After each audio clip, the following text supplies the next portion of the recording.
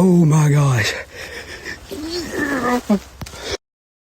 And welcome back to another week of God in the Timber podcast. As always, I am so blessed to have y'all here. Glory be to God that we were able to gather together. Y'all join in and listen to these to just pursue Christ. That is the main mission, is to pursue Christ. Killshot posted a thing over the weekend, and it said, it was like, name one memory from your first hunt or something of that nature. I can't remember how exactly worded. And last week was the 4-year passing of my dad, and I struggled mentally real hard last week. But they posted that, and so many memories started flooding back in. So I'm going to tell y'all about two of those memories real quick, and it's related to hunting. So one of the very first memories I have from being out in the woods was my dad had a single shot 410, and he went and bought me a pack of slugs, and me and him is going to go hunting together. So we're walking down this, down the property, and we look up in this like thicket area, and there's two deers that are walking out. And he's like, well, get your gun up, get your gun up. So I throw the gun up, and I'm getting ready, like iron sighting it. I say iron sighting, y'all know how a shotgun is, just got the bead on the end. Throw the bead on it, and they're walking towards us. So I'm like, oh, this is going to be awesome. My first deer. I think I'm like 8 years old. I was like, this is going to be my first deer. It's going to be awesome. Well, Daddy's like, let's take a couple steps just to cut the distance. I'm like, okay, so step. Then I hear a snap, and then I hear one of the loudest rips of a fart I have ever heard in my life. And my dad stepped on a stick, and he let one rip. And them deers, they threw them little heads up, and they was gone. And he goes, well, better luck next time. I don't exactly remember what he said right there, but it was hilarious. Don't get me wrong. In the moment, I was mad because I'm 8 years old and about to kill my first deer, and my dad lets one rip, and the deer runs away. So, but yeah, that was one of the funny stories that I have. The other funny story is when me and my dad went hunting like 2 weeks later. I still had the 410. He carried I think he carried like a 20 gauge or 12 gauge. I can't remember. Well, we walk in the back field and we just blow out like every deer, like back there. Well, I see one jump across this hill, and my dad's like, I'm going to go walk down this way and see if I can catch one that's running across this way.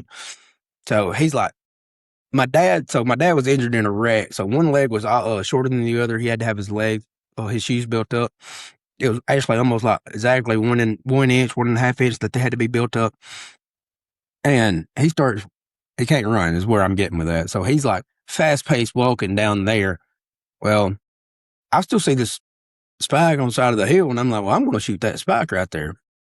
Well, I throw up and I shoot with this 410, and it's solid. Like this, by the sound of it, you thought this was a dead deer.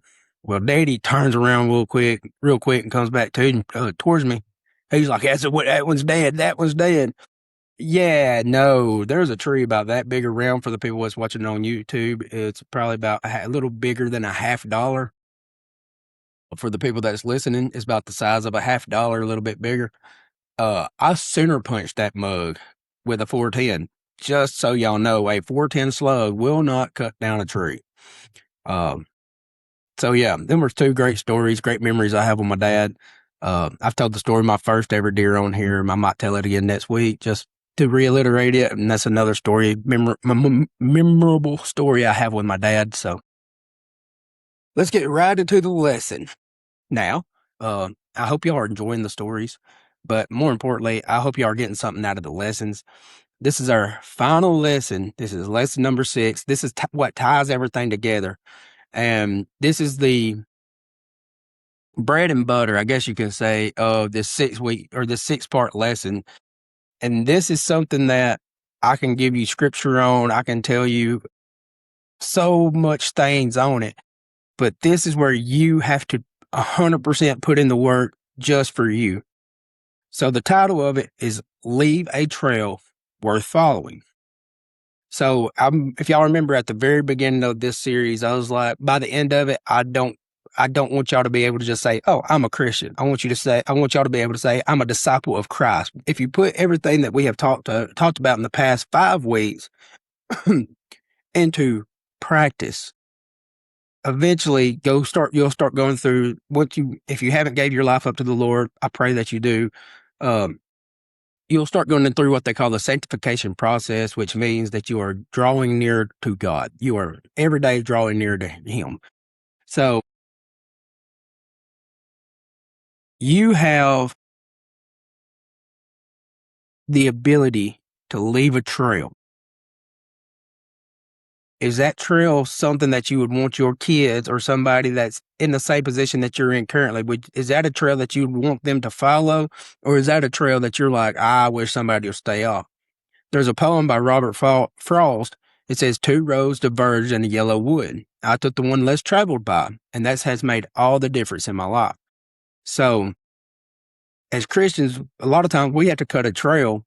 As disciples, we definitely have to cut a trail that a lot of people's not going to travel down, because this trail is full of being disciplined. It's full of stepping out of your comfort zone. It's full of preparing for what's to come next.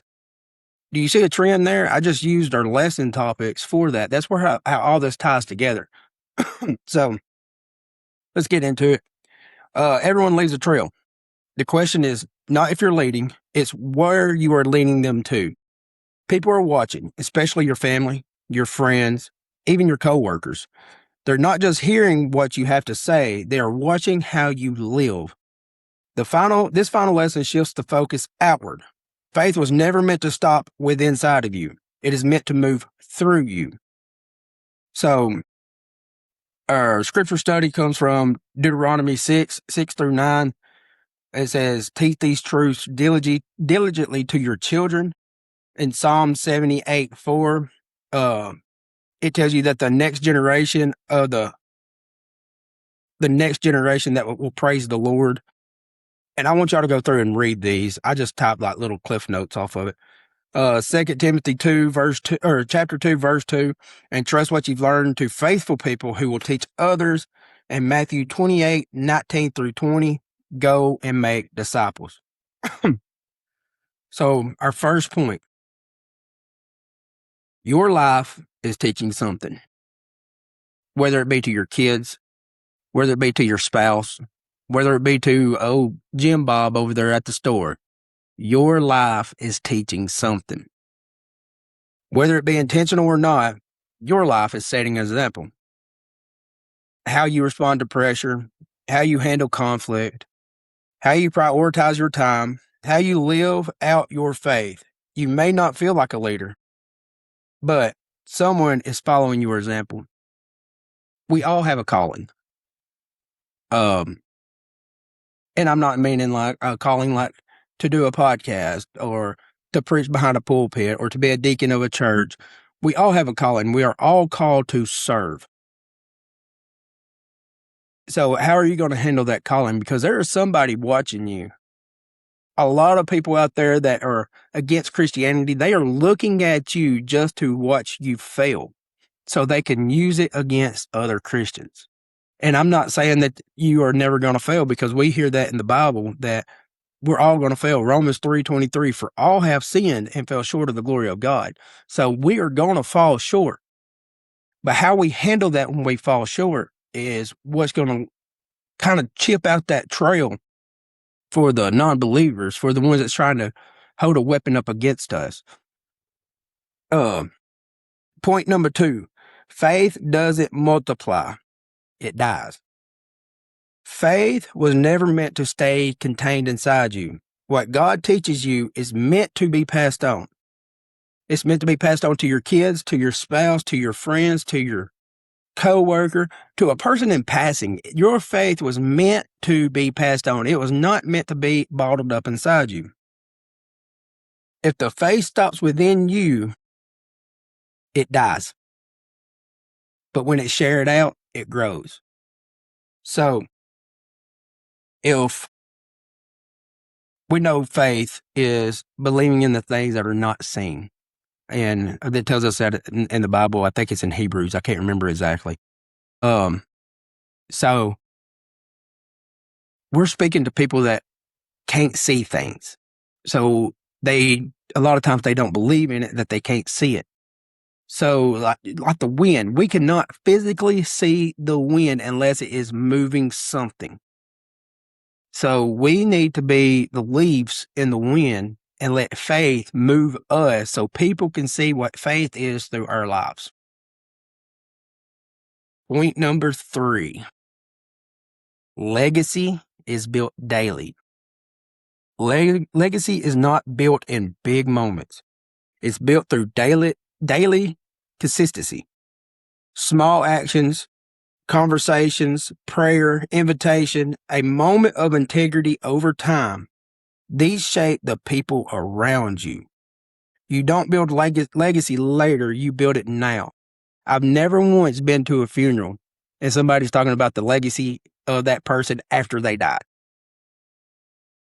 Never heard of it, probably won't. But a lot of funerals you go to, you hear about how good of a person they was, what they did in their life while they're closing the casket on that person. But after that, you never hear about what they're doing in the afterlife. So your legacy is being built now. You have to choose now. What do you want that legacy to say? I've heard it preached a lot that if you look at a tombstone, you have 2 dates on it. You have the birth date and the death date, but you also have that little line in the middle. And that little line in the middle is what matters the most. That's where your legacy is built. So my question to y'all is, are you building a legacy right now that you would be proud to be shared? That's a deep question. That's a question you have to ask yourself. I can't answer that for you. Jim Bob down the street can't answer that for you. Yeah, people might be telling people, oh, well, that person is a really good person. They're a really nice person. But are you building that legacy? Like, are you working on that legacy? If somebody looked at my life right now and talked about my legacy, somebody would probably say, yeah, he was an alcoholic. Because that's what I'm known. That's what I was known for. That's what I will always be in the eyes of some people. But you have some other people and they might tell you, hey, he changed his life around and he lived for a holy God. Because that legacy, some people want to pinpoint on a part of my legacy that was a very, very dark time for me. Then some people looks past that. So your legacy is going to look different in the eyes of different people. But who does that legacy really matter to? I want my legacy to matter to my kids, to my wife, to my community, to the people around me, to my church. I want that legacy of where I came from to where I am now to be really profound. Deep reflection questions. So, what kind of example is my life currently setting? Remember, these deep reflection questions, you can either write them out, write them down, or answer them in your head. But these are only questions that you can answer. Nobody can answer these for you. That's what deep reflection means. So this is my little squirrel moment of the day. These deep reflection questions are actually biblical. If we look when Adam and Eve sinned in the garden, Adam and Eve, they make the clothing out of the fig and they hide in the fig bush. Well, when God comes through the garden, he asks, Adam, where are you? God knew exactly where Adam was, but he asked so Adam would look inside of himself and be like, oh, I have sinned against God. So we see many times in the Bible where a question is answered that's not need to be asked. A question is asked that don't need to be answered. It needs to be answered inside yourself. That's what these deep reflection questions are. So if somebody followed my path exactly, where would it lead them? That's number 2. Number 3, who is someone I can intentionally pour into? For a lot of us, it's going to be our children. If you don't have children, or if your children are already on their own path and they're doing a good thing on their path, Start pouring into a friend that you cannot get to go to church, or a friend that you just seems like you meet that roadblock every single time you talk Christ about him. Start pouring into them. Number 4, what is one step I can take to begin discipling someone? And that one goes back to, by the end of the series, we was no longer going to be called Christians or be able to say that we're Christians. We was going to be able to say we are disciples of the Most High God. So, the practical application this week, and this is the last one, y'all. I don't know if y'all have actually been keeping up with the practical applications, like writing them down or doing them, but these practical applications are really, really great to make you work.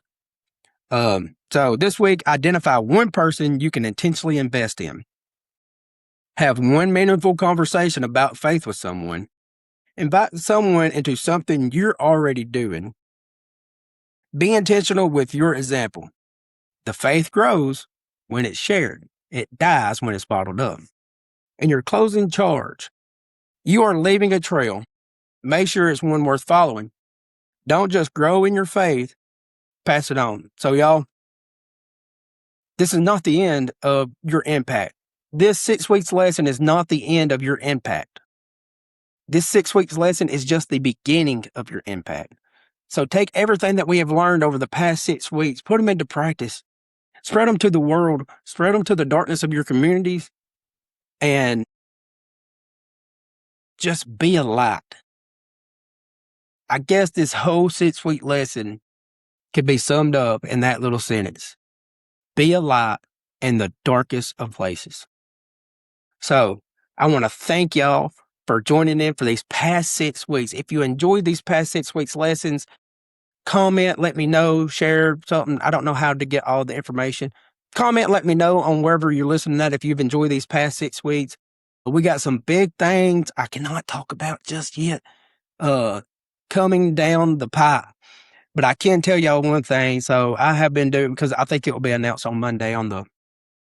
No, actually, I can't tell you because this won't be released till Thursday. So you're going to have to wait.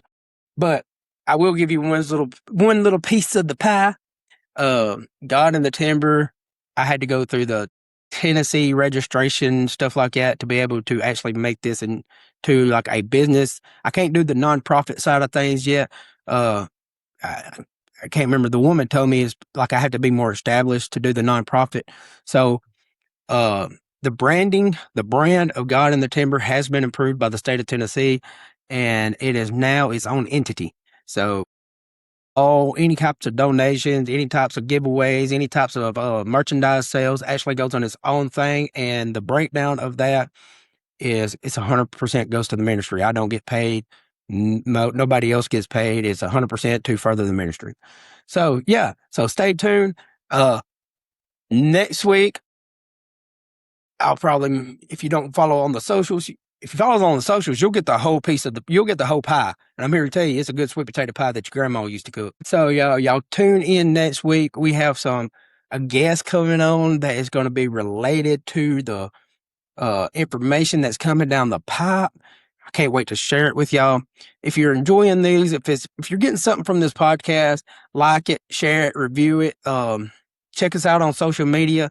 I'm doing almost daily videos, like daily shorts over there now. It's like a lot of them's daily devotionals. And then I think Wednesday is like Woodsmanship Wednesday is what I've called it. So it's not a devotional. It's literally going through different parts of woodsmanship. But yeah, thank y'all for joining in, and I will catch y'all next week.